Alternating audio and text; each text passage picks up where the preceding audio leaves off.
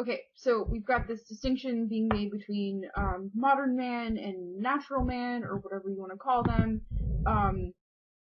And Rousseau's doing this social contract theory project that's really similar to the one that Locke and Hobbes have done before him. Rousseau's really critical of the job that Hobbes and Locke have done, though, because he thinks that they have made like this crucial error.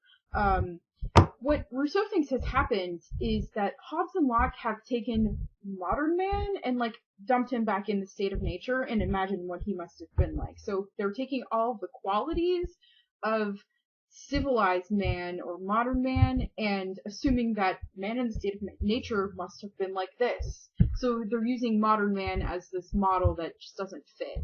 So Rousseau says on page 17 they spoke about savage man, but it was civil man that they depicted.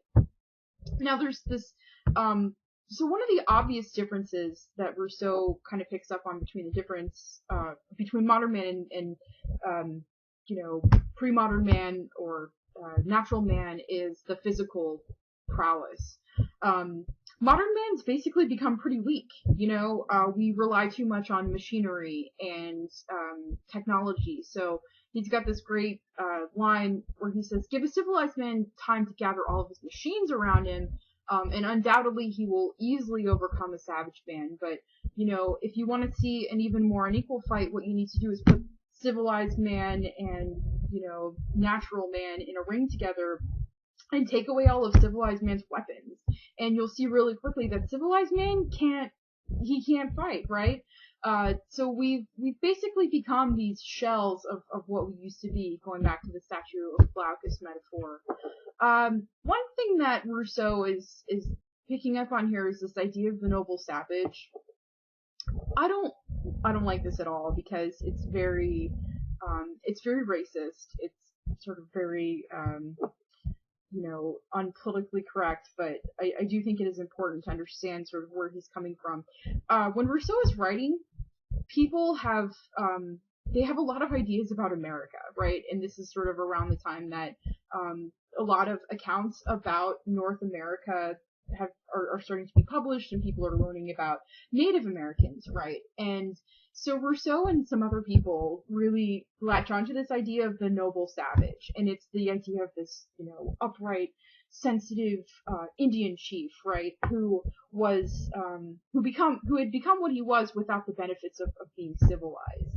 Like I said, I don't like this because it assumes that indigenous peoples are uncivilized, which is false. It assumes that they don't have a civilization to speak of, which is also false. But all of that stuff aside, Rousseau is really kind of latching onto this idea to show us, hey, if we hadn't, gone too far and become too civilized, this is what we could have ended up like, and we would have been a lot better off if we had. Primitive man or natural man lives in organic unity with himself and with nature too, but modern man is kind of, he's alienated from himself. He's cut off from himself. So not only not only is the physical difference a big deal, but the sort of mental difference is something that we definitely have to talk about too. Civilization and society have made us weak and sick, according to Rousseau. He says most of our ills are of our own making. He also says, the state of reflection is a state contrary to nature, which is really funny considering how hypocritical that is, because Rousseau is reflecting, right? He is a philosopher, and, he's just as sick as he diagnoses everyone else. The idea of our ills being of our own making is really controversial, I think. But you'll hear people kind of say, like, uneducated people today say, like, oh, depression is just like this modern disease, and if we didn't have all this technology around, we wouldn't be depressed. That kind of reminds me of what Rousseau is saying here, which is false. Depression is a mental disease. It's very serious. So anyway, but that's kind of what's going on here. The idea of reason, right? We didn't have the capacity to reason in the state of nature. Reason is something that grew out of social customs and conventions. It's not something that's endemic or natural to humanity. So there's got this really big difference here between Rousseau and Descartes. Reason's not this innate faculty that Descartes thinks it is. Rousseau thinks it's just this acquired trait, and it's a trait that we'd be a lot better off having never acquired at all. Why would we have been better off if we had not acquired the capacity to reason? Reason basically makes us only self-interested. Rousseau says it engenders egocentrism, and it turns man in upon himself and afflicts him. Reason isolates him and moves him to stay in secret at the sight of a suffering man. Perish if you will, I am safe and found. So the example that I always give is, let's say that you are walking down the street and you're heading to lunch somewhere, and there's a homeless man like lying in the middle of the sidewalk in your way. And you're late for lunch, you've got to meet your friend there, and so you sort of stop and you think, and you're like, what am I going to do here? And you probably just walk right over him, right? And there's something inside of you, there's some kind of thought process that's going on that's telling you not to help this person, right?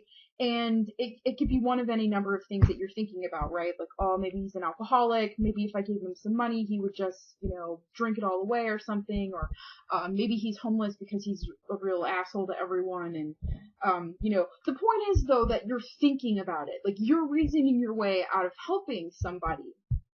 Rousseau says reason took away our capacity for pity, for empathy. Pity, on the other hand, is what carries us without reflection to the aid of those that we see suffering. Pity in the state of nature takes the place of laws. The advantage of pity is that no one is tempted to disobey its sweet voice. Rousseau says, look, in natural, pre-societal world, we have this concept of pity where we felt sorry for other people. And now, the more advanced we get, the more we reason our way out of helping them.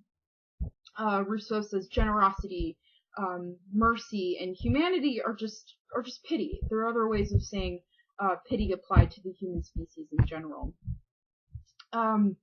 So, the more civilized we become, the less we care about others, the more we care about ourselves. Rousseau says that civilization alienates humans from each other and ourselves. It turns us into beings that love appearances instead of realities, and creates these inequalities and injustices among us that cause us just a bunch of pain and suffering and misery. He basically compares us to domesticated animals, right? Like, we have become civilized to the point where we're like dogs who've been trained.